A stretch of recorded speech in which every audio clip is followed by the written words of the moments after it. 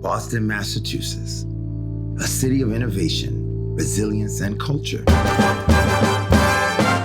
From cobblestone streets that whisper revolutionary tales to the energy of Fenway Park and the legacy of Harvard Square, Boston is more than just a place. It's a symbol of endless possibilities.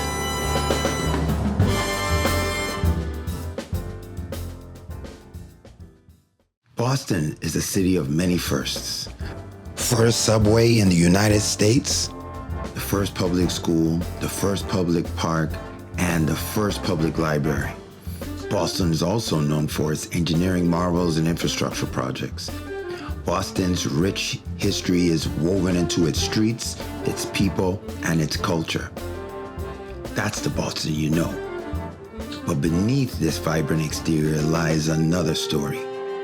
One of resilience, transformation, and unfortunately, a tremendous amount of loss. Because Americans prior to redlining and urban renewal lived in ethnic groups, in village-like communities, each group formed a cultural economic hub that developed culturally based economies. Ironically, this cultural unity made the groups easier to target and erase.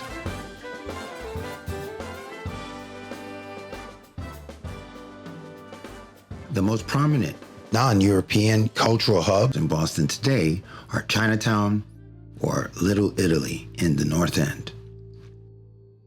A cultural hub is a community where ethnic groups pass down knowledge and traditions, transforming them into cultural products and services. Information like recipes become iconic dishes in local restaurants, and skills learned from older generations evolve into entertainment at jazz clubs. These hubs represent the powerful intersection of culture and infrastructure, where heritage fuels financial vitality, where culture and economics are one. Although there are many emerging cultural hubs like Eggleston Square is Dominican, parts of Dorchester are Vietnamese, and Mattapan is Little Haiti, we have to ask the question, what about the cultural legacy of African Americans in Roxbury, the Little Syria community in the South End, the African American community in Cambridge, called Riverside or the Coast, the historic multicultural West End, New York streets, Chinatown, or even Jewish Dorchester? What happened to these cultural hubs? As great as Boston is, whenever you uncover the history and see what's missing, you can't help but wonder how much greater Boston could have really been. Streets once alive with cultural economic activity now echo with the silence of displacement or gleam with the coldness of new developments. This is the story of Boston we rarely see. A story of urban renewal, redlining, and the displacement of vibrant cultural hubs. Neighborhoods that were once thriving centers of life and culture were forever altered, sacrificed in the name of so-called progress. What happens when infrastructure meant to foster progress becomes a weapon of exclusion? What do zoning laws, highway routes, and transit decisions reveal about whose lives were deemed expendable and whose futures were prioritized? How often do modern decisions repeat, reinforce, or even expand upon the systemic discrimination embedded in our city's foundations? Literally. Perhaps the real question is, can we truly speak of these injustices in the past tense when their impact remains so deeply rooted in the present? Boston in the early 20th century was shaped by migration. Waves of European immigrants, Irish fleeing famine, Italians and Jews escaping fascism, and others seeking just a better life for their families, transformed many neighborhoods. At the same time, African American refugees fled lynchings and the systemic oppression of Jim Crow laws in the segregated South, moving north in what we call the Great Escape, some call the Great Migration. As the cities evolved, so did its social and economic landscape. Prominent Brahmin families, you may know some of these names in Boston, like the Adams family, Coolidge. They all retreated from downtown, creating enclaves like the Back Bay. This filled-in swamp wasn't just an engineering marvel. It was a deliberate act of social planning designed to preserve hierarchies and distance from immigrant-dominated neighborhoods. This trend of shaping neighborhoods to reflect societal hierarchies persisted until the 20th century, culminating in the issuance of the Boston Redline Map on February 1st, 1938, a tool that institutionalized systemic exclusion and reshaped the city forever. The map's color codes were based on detailed discriminatory surveys. Words like infiltration revealed the intent to exclude. Green, blue, yellow, and red affected the hierarchy of desirability. Red, hazardous. Predominantly African American and other marginalized working class groups. These areas were labeled as economic liabilities, linking skin color directly to property values. Yellow, declining, working class European immigrant communities. These communities had resources and were better educated, so more nuanced approaches were utilized. And they were depopulated using a series of tactics like block busting and the removal of critical access routes like the trolleys. Blue, desirable. Middle and upper class neighborhoods aligned with Boston's elite. Green, the best. Reserved for Boston's Brahmin upper class, these areas epitomized privilege and received heavy investment. They maintained their proximity to Boston's opportunities while staying exclusively separate cities. But this wasn't just about Boston. Similar maps were issued nationwide. The Redline map didn't just mark areas for neglect. It predicted their decline. In 1956, the Federal Aid Highway Act leveraged redlining maps to plan highways and urban renewal projects that destroy cultural hubs and displace thousands. These maps laid the groundwork for decisions about development, displacement, and investment that would shape America forever. Every red dot on this map represents thousands of people displaced and communities of culture leveled to the ground. 64 billion, 300 million federal dollars spent, 1 million people, about 300,000 families evicted from their homes, more than 50% of the dislocations being African American families. About 440,000 buildings demolished, with the program ending in 1974 under President Nixon. Other national programs influenced by the Redline map include the 1944 GI Bill, offering returning soldiers pathways to ownership, but African Americans and other minorities were systematically excluded.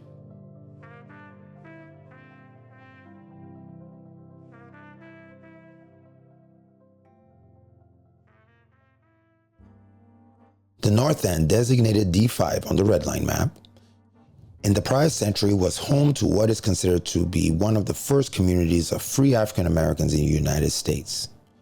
Known as the New Guinea Settlement, it was a hub for abolitionist movements and a starting point for resilience. The names like Hall, Barbados, Augustus, Ritchie, and Coley are among the few markers left in the African American section of Copp's Hills Cemetery in the North End, where Boston's free black community, the New Guinea Settlement, once thrived. Phyllis Wheatley, the first black woman to publish a book in America, is reportedly buried here, though no marker commemorates her or her husband. But by mid-19th century, African Americans were displaced from the North End as redevelopment, rising rents, and influx of Irish immigrants forced them to move to the West End. Today, or even back then, it was forgotten. And these guys carried on their history, and they were amazing people. They were Jewish, Italian, Black, Irish, Polish. It was like a melting pot. In the West End, designated D6 in the Redline map, African Americans joined Italian, Jewish, and Eastern European immigrants, creating a multicultural neighborhood often described as Little United Nations. It is important to note that the West End and the North End at this point were once one, indicated by the Redline map description, similar in all respects. 4 years before the Redline map was issued, Sumner Tunnel was built in 1934. New England's first vehicular travel tunnel linked North End to East Boston. Despite displacing the mostly European immigrant population, the project was hugely beneficial to the commerce in both communities. It was also foreshadowing the mass displacement due to infrastructure to come.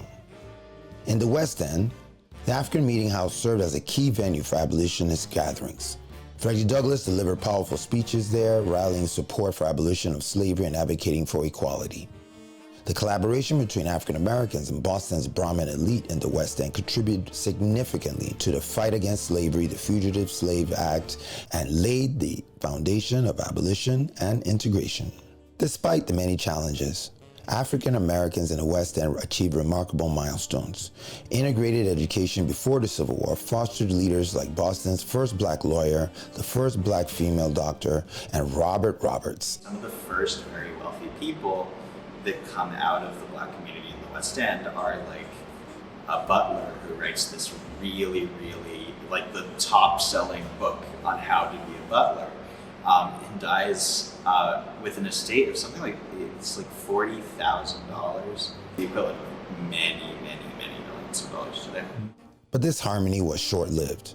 The construction of the elevated highway Central Artery displaced 20,000 residents, severing ties between the North and the West End communities and erasing a vibrant cultural hub.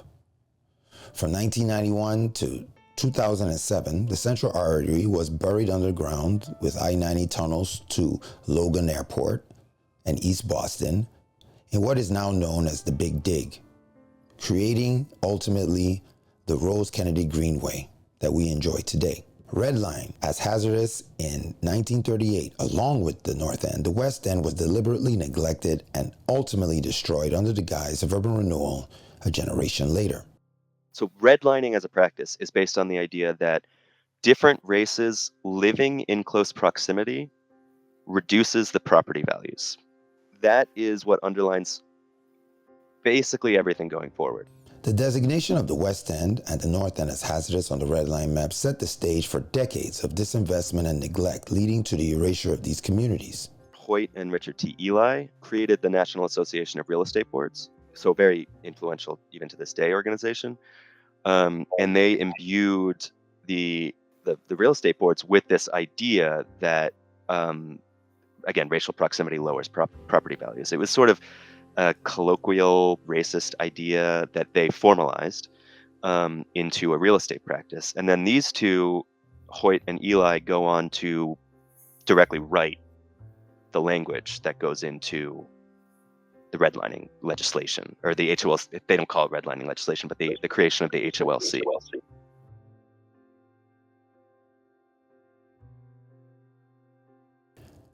Roxbury's significance lies in Boston's expansion, particularly the landfilling of the Back Bay and South Bay around the Boston Neck.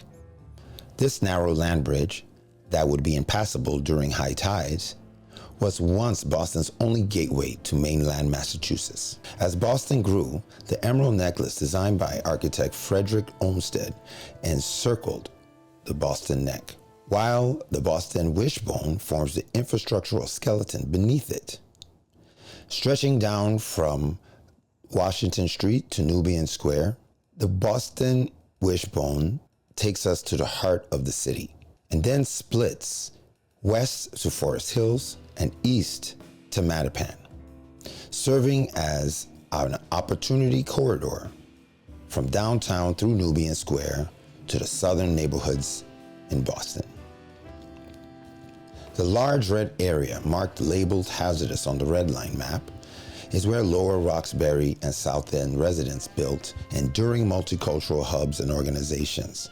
Well, I went to dancing school. I took tap, toe, and in ballet. Is that, do you remember being in recitals like that? Yes. They were pretty big affairs. They were pretty big deals. Yes. You know, maybe 100 people would come, maybe more. And I remember burn, fire, burn, burn, fire, burn, flicker, flicker, flicker, flame. It had 3 classifications in this area. D7, Syrian and Chinese communities lived. D8 predominantly Irish, with about 5% African Americans. D9, a multicultural mix of Italian, Irish, Jewish, and of course, 25% African Americans. So starting in like the 50s and 60s, as white flight is taking place and quote unquote inner cities are becoming more and more non-white because of that loss of white population, almost universal, this happens in basically every city. As white flight is taking place, sort of classic elites of the city are not thrilled that people are leaving, specifically white people.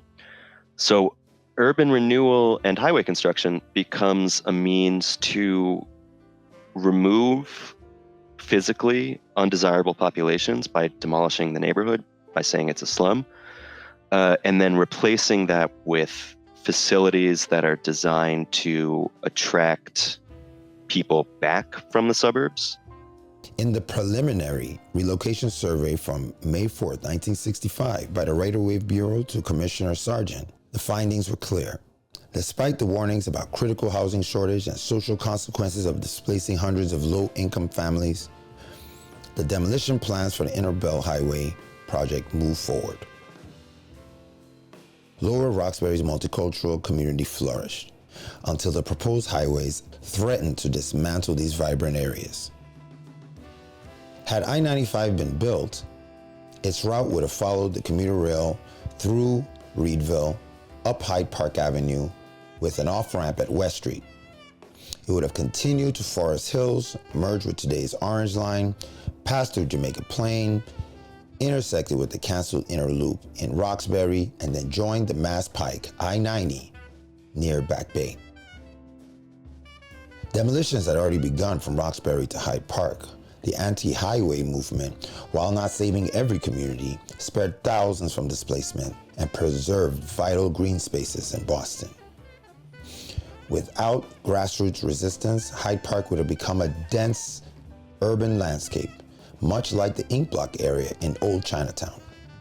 Instead, the community's character and natural environment were preserved. What's important to remember in talking about the story of the anti-highway fight is that much of the conversation was around the clearance in the West End. And so before the highway fight really begins in the 1960s, people remembered in a very visceral and intense way the destruction of the West End. And in many ways, that story was a cautionary tale for folks. That they remembered that thousands of families had been removed from a neighborhood that was home, a multiracial neighborhood, a multi-ethnic neighborhood, certainly known as an Italian neighborhood of the West End, but there were Black families there were Jewish families there, Irish families there that really called that home. And to understand that there was a really vibrant working class community that was peaceful and well integrated in the heart of downtown is a story. And so as people who are in other neighborhoods watch the destruction and clearance of that neighborhood, it sent a message. And when folks started to hear about this other project that was happening to bring I-95 into the city, people really remembered what had happened before. But really the memory of the West End and people being haunted by that was really important for activating people to say, we're not going to let that happen to us. And even though people didn't think it was possible to stop a road, they really committed to saying no. The anti-highway movement, driven by community activism, successfully halted the construction in 1972. But for many, the victory came way too late.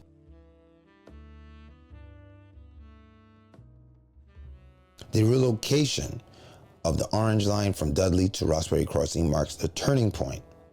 This shift removed critical infrastructure from the eastern arm of the Boston Wishbone, leaving Eggleston Square and nearby areas economically isolated. Replacing trains with buses discouraged tourism, impacting the local economy and ultimately displacing thousands of Jewish residents. Redlining depressed property values, allowing developers to buy homes cheaply.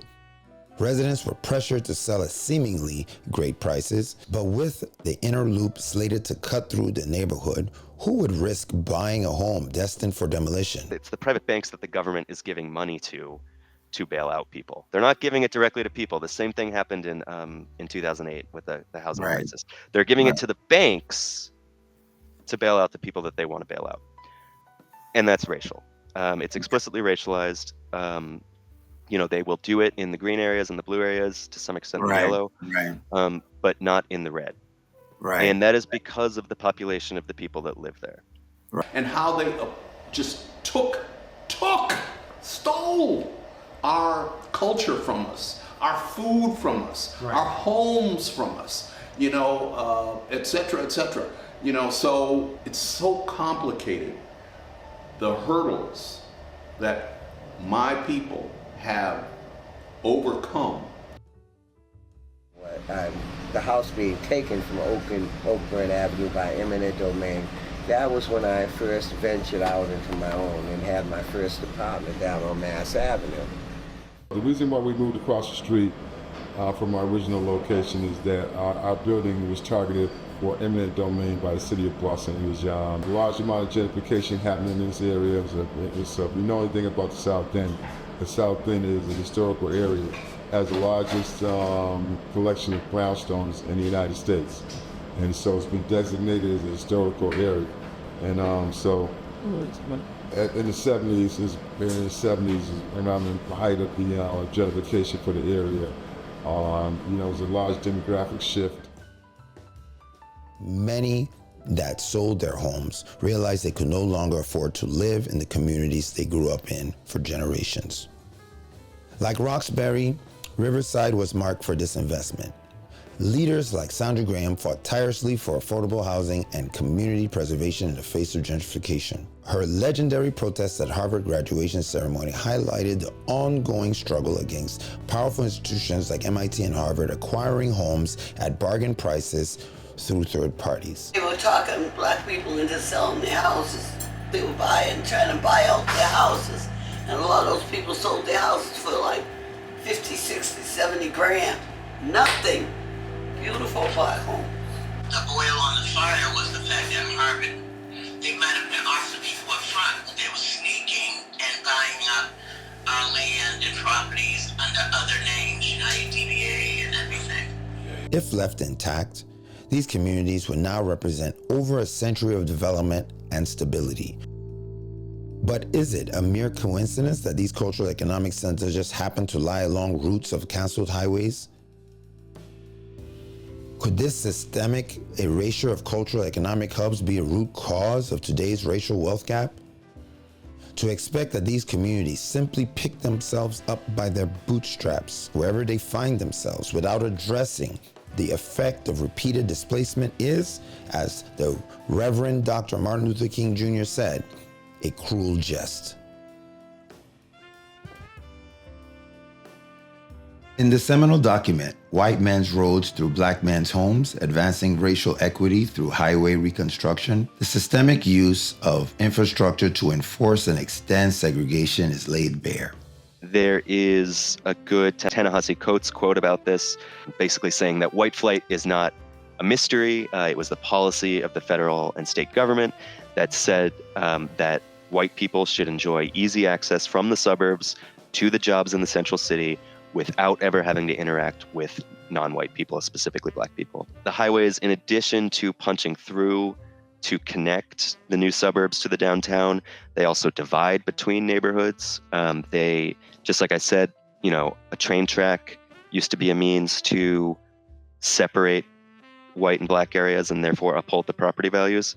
But then when the highways come along, that becomes a supercharged mean. That becomes an even bigger division. Federal and state officials marketed this destruction as urban renewal, masking slum clearance that benefited white suburbanites while displacing low-income and black urban residents. The 1968 assassination of the Reverend Dr. Martin Luther King Jr. sparked protests nationwide in what is known as Holy Week Uprising. At the end of the 7 days, the Fair Housing Act, the last of the civil rights acts attributed to the slain leader, passed on April 11, 1968, ending legal segregation and redlining in the United States. Unfortunately, the damage had already been done. communities erased based on race, concrete foundations on neighborhoods were already in place. A common historical oversight is the effect urban renewal had on the civil rights movement. Legislation that gave African Americans protections against racism, rights to vote, housing protections, were undermined by urban renewal demolitions because the communities who gave blood, sweat, and tears for centuries for equality were simply no longer in place to vote as African American districts laid in ruin, never forever to enjoy the newly found freedoms and make their collective voices heard.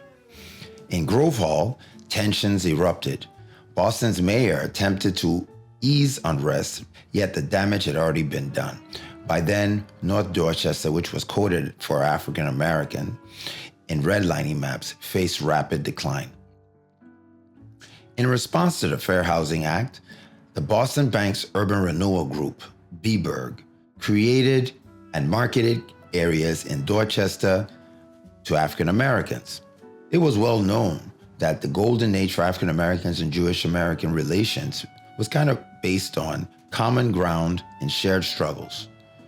From the Civil Rights Movement to the Freedom Riders to the Freedom Summer murders of 1964, where African American and Jewish students Cheney, Goodman, and Schwerner were murdered by the KKK. African Americans had their Jewish allies, many of whom offered jobs and dignity to African Americans when other white ethnic groups in Boston did not. Banks, unable to profit from mortgages in already Jewish-owned areas, resorted to infrastructural neglect and blockbusting tactics. These deliberate strategies spurred white flight while simultaneously trapping African American homeowners who had recently moved to Dorchester in a cycle of systemic entrapment. So my mom was not really aware of all the racial tension and things like that happening in the city. She wasn't familiar. My mom had a very heavy accent, but she learned English. She was able to secure a job at Boston Edison, retired from there. Interestingly though, her siblings and her moved into a home together, somewhere also in Dorchester. But when she went to go look for homes, she went and got a real estate agent, was looking for a home. They always took her to the projects. So eventually she had to say, you know what, I'm not interested in this. This is not where I'm gonna raise my family. So finally she was able to go ahead and look at properties. And she wasn't aware of what redlining was. So she tells me stories where she went to a couple of homes, she'd call, and my mom, even though she was a Haitian immigrant, she had a beautiful British kind of accent. My grandmother was from St. Thomas, so my mom also had a bit of an English accent going. She would call, and they'd say, come on in. She would go, take a look at the home, and they were like, oh, sorry, not available. Oh, sorry, we didn't realize, no, you can't come in. It's already sold, it's already under agreement. And she was taken aback by that. Designated C10, Western Dorchester, or C11, now Mattapan on the Redline map, all of this was yellow. Yellow lining is a subtler form of discrimination when compared to redlining, and it targeted newly arriving Jewish, Italian, and European immigrants deemed not white enough. Yet yellow lining works differently as populations that they targeted were usually more united, wealthy, and educated. Well, a group called the Mattapan Organization, which was a civic group, tried to fight this. They had a committee. They met with all the realtors who were blockbusting, but the realtors basically said, we're not doing anything illegal. They went to the Jewish Community Relations Council and Combined Jewish Philanthropy and asked them to support a court suit against the banks for the way that they were restricting mortgages to one area, and they wouldn't help them. It was a class thing because there were working class Jews in the area versus middle class and upper middle class Jews in the community leadership of the Jewish community, and then they also went to the mayor and city council, and they didn't help them too. So but there was organizing. It was attempted, but it was not successful, and they didn't get support from the Jewish community leaders as well as from the mayor and the city council. City council passed an ordinance against blockbusting, but the fine was $25. For decades, historic Jewish Dorchester flourished. Synagogues, schools, businesses symbolized pride and resilience. But realtors, racial covenants, and infrastructure removal, like the dismantling of the trolley lines, crippled the cultural economic engine. When the trolleys vanished, so did the cultural economic heartbeat of these neighborhoods. Today, the Neponset River starkly divides affluence from working class communities. Unlike many other redlining map borders, this divide is marked by a naturally occurring barrier, the Neponset. In just a 60-second walk, one can cross from the blue and green coated affluent Milton into Mattapan, once labeled yellow, now effectively redlined. This area has become subject to redline sprawl, where characteristics of redline communities spread into neighboring working class multicultural areas. A common narrative is that transportation is uniform, but they're not. They cater to different populations by services, location, and comforts, allowing us to self-segregate.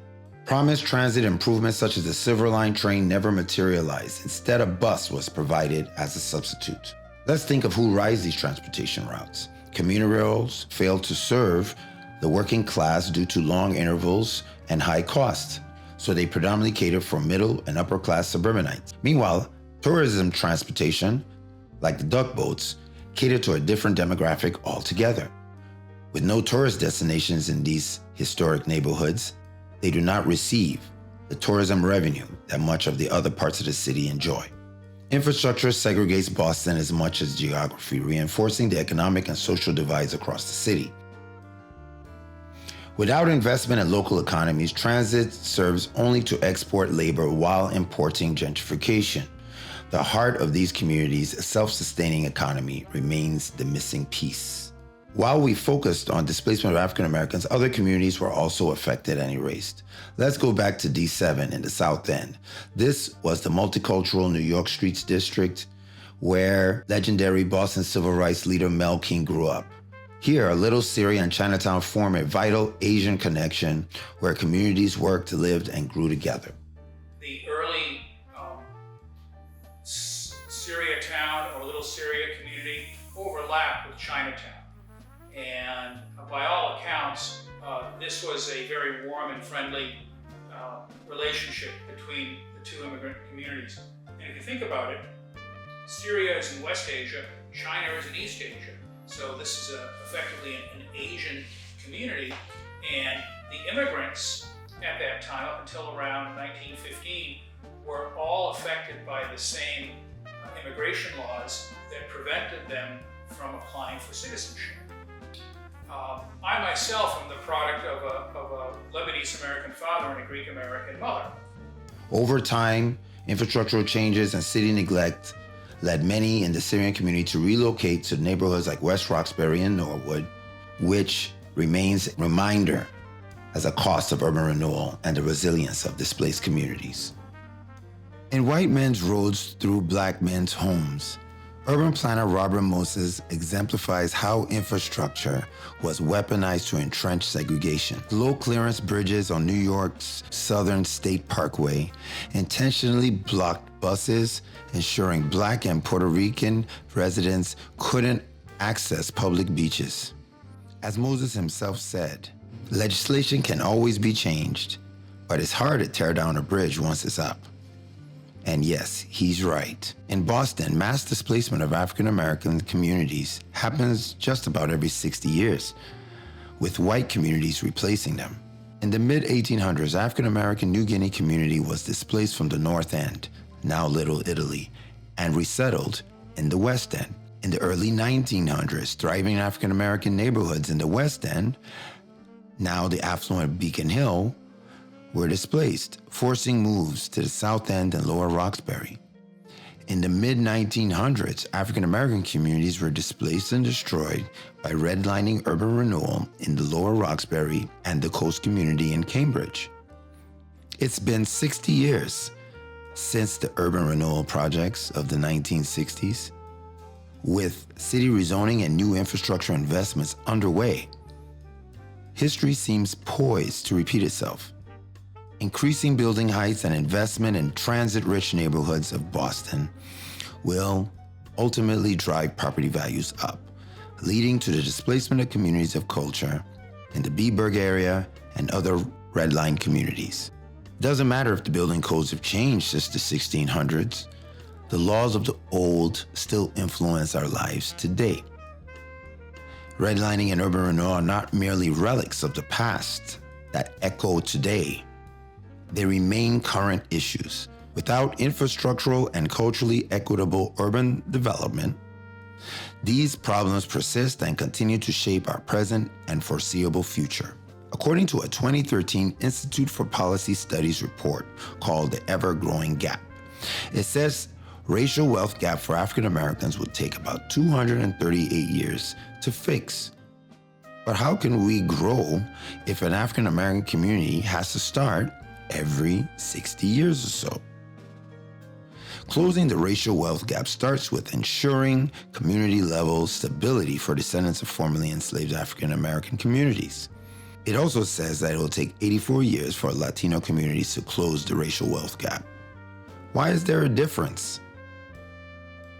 According to the 2015 Color of Wealth in Boston report, the racial wealth gap often cites Black people making $8 per family compared to $247,500 for white families. But we have to dig deeper.